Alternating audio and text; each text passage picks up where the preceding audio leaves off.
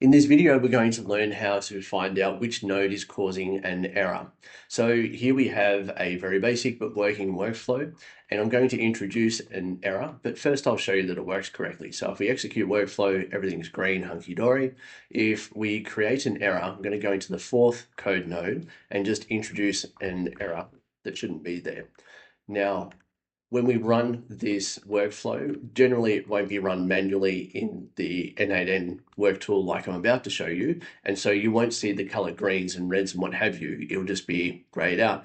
But when I execute this manually, the fourth node now causes an error. You won't see this. It will look like this when you come into the workflow. So you don't know which node is causing an error.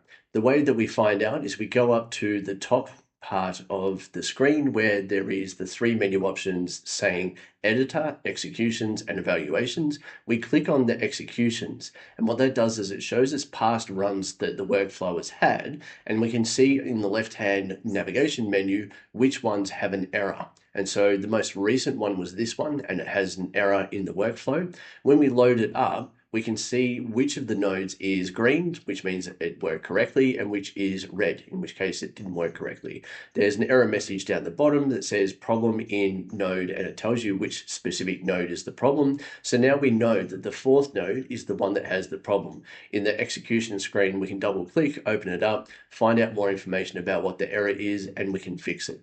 So hopefully this has been useful to you. Please like and subscribe.